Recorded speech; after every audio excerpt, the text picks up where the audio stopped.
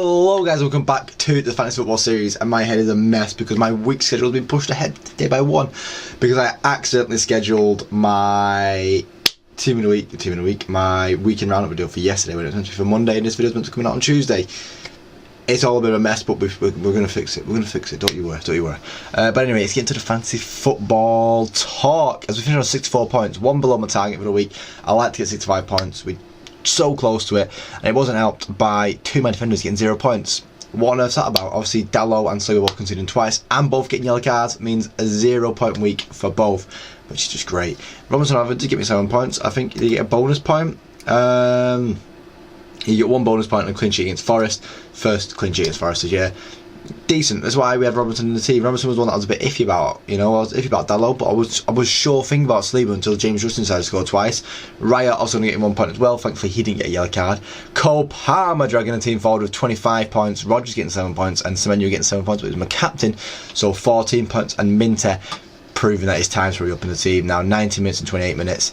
Stinks the gaff up, it does. Havertz getting 6 points thanks to a very, very last minute goal. Haaland getting 2 points, but that's what happens with Haaland. I told you, sometimes it's up, sometimes it's down, and sometimes you've got to choose not to captain him, and I took the risk this week against Newcastle, and it paid off with Semenyo. Obviously, it could be more of Captain Palmer. I would have been, 18 points better off, which would have been a lot better place for the week, and a lot higher up in the leagues that meant. And Vardy getting 1 point, the risk with Vardy has not paid off whatsoever. He's not got goals since we got him in, but he's got a nice run of fixtures coming up, so he can survive a bit longer in the team. Miric getting 1 point, Diaz getting 1 point, Munoz getting 1 point, and Pedro Porro getting 5 points. Previously, I should have preferred Pedro Porro. I would have been 5 points better off. I actually would have been 6 points better off this game week. I could have actually been, what's going on there? I could have been 18 points better off 24 points better off this game week, which is insane when you think about it. An extra 24 points would have put me on 88 points for the game week. We did a really good game week then, and a lot happier for the game week. But we're okay with this. Obviously, Rogers, Semenyo, Palmer being my boys for the week, Robinson as well. These are the ones that got me through the week, so we can't complain too much. I'm obviously looking at taking out Minter or Brereton Diaz. They're both not starting games, and it's just not looking good for the future for him. Obviously, we'll make that decision on Friday in Friday's video. Before we get on to, I think, is it a game on Friday? No, okay, so we have a bit more time to think about it on Friday. On to the games. Obviously, Newcastle and City and Gvardiol scoring does make me look at Gvardiol. I am looking at Gvardiol now going, ooh, don't want him in my team for the future. And Gordon playing up front whilst Isak is injured. Maybe we want Gordon in my team a bit, I'm not going to lie. Both very positive lookouts for that game. The only issue with City is they don't tend to keep many clean sheets. As you can see, they've only kept 1 clean sheet so far this season. It's iffy, and that's obviously Gvardiol's first goal, so he's not great on the points return, but he plays most games for the full game. It was only that Brentford game where he didn't play the full game, but they have a really nice run of fixtures coming up, and it might be good to bring in a couple of City players, especially in the defensive area. Arsenal against Leicester, James Justin getting 2 goals really surprised me, but I think this is like a once in a blue moon type moment. 12 points, fair play to him. Havertz getting me a goal like I thought he would. Martinelli coming in with a goal and an assist, and Trossard with a goal and an assist as well. Trossard might be something I'll look at, but right now I've got 3 Arsenal players in, and I'm happy with my 3 Arsenal players that I've got in. I said I might change Saliba for Gabriel, but that's the decision I'm thinking of right now. Brentford versus West Ham, and Mbeumo really catching my eye right now. Really catching my eye with another goal in the first minute. No one from West Ham's catching my eye right now. Chelsea and Brighton. Jorginho scored, but he had no clue that he had scored. Baleba was a bit all over the place. I quite liked him. He's evolved a lot, but my main eyes are on to Palmer getting 4 goals. But Sancho, Madueke and Jackson are all asking now, begging for me to get them in the team. And I feel like Jackson might be my Vardy replacement at some point, but I'm also looking at Sancho, Madueke next game week. Currently on that watch list for my next game week, coming into replacing Minter or Brereton Diaz. I'm looking at Madueke, I'm looking at Sancho, I'm looking at Mbeumo. We'll get to them decisions on Friday. Everton versus Palace, McNeil getting his 2 goals that he does once a year. Lacroix getting an assist and Gehi getting the goal. I don't think that's going to be a common occurrence, so not much to look at there. Raul Jimenez scoring yet another goal, this one from the penalty spot, so don't get too excited about it, but 3 games in a row he's scored. Honest Work is back doing honest work, and Andreas Pereira getting back among the assists. His first assist this season, but I imagine he's going to start building them up now.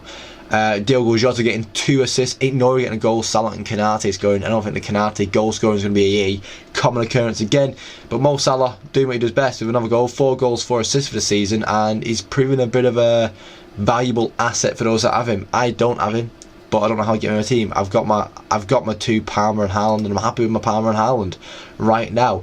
Ipswich and Villa, with Watkins getting a goal and an assist again, and proving to me once again, like, why did I take him out? Why did I take him out? I know he just when I take him out. I did it last year when I took him out. He's now got 4 goals and an assist to take him out. He's now had 30 points since taking him out of the team. I've been punished, but I've got Haaland at the same time. So Delap getting 2 goals as well, so it shows that, you know, he might be pushing him through, and Jack Clark and Hutchinson getting an assist, but Rodgers getting a goal, which makes me very happy. Spurs, Slanky getting a goal, Johnson getting a goal, and Kulusevski getting his first goal of the season. Johnson getting a goal and an assist makes him maybe, you know, question, like, do you want Brennan Johnson in your team? He's changed things around. He's got 3 goals in the last 3 because he got the goal in a cup as well. So, you know, 2 goals, 2 assists so far this season. And imagine he's quite a cheap asset, Johnson. How much is he worth? 6.4 million. You know, sorry, I'm going to have to look at Spurs' fixtures. Brighton away, then West Ham at home, Villa at home. You know, they've got some decent fixtures coming up, and there might be a person to go for there. This game really frustrated me because Semenyo got man of the match. Semenyo was the best player on the pitch by a mile. No bonus points. No bonus points. He was by far the best player on the pitch, but he was so far off the bonus points. It's so annoying. I mean, I was happy at captain if I had a good game, but it could have been better. It could have been better for us. Howard Bell is scoring as well for Southampton.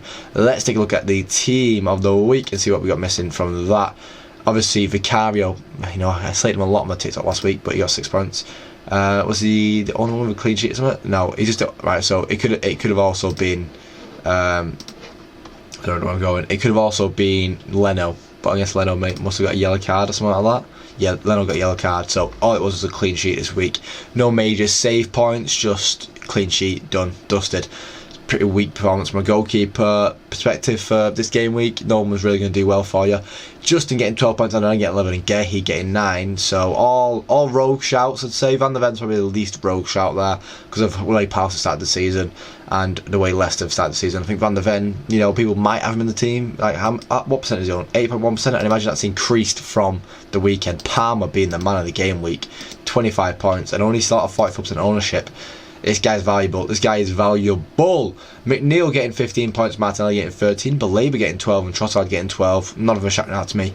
Delap getting 12 and Watkins getting 11. Watkins is shouting out to me, but I can't get him in yet. I don't know how I'd figure out getting him in the team. If we go on my transfers, I don't know what we do. We want to get rid of you at some point, get rid of you at some point, get rid of you at some point, get rid of you at some point, and get rid of you at some point. And I think that's the only change. I technically get rid of you at some point, and that's the only changes that I really want to make to the team right now. I'm happy with everything else.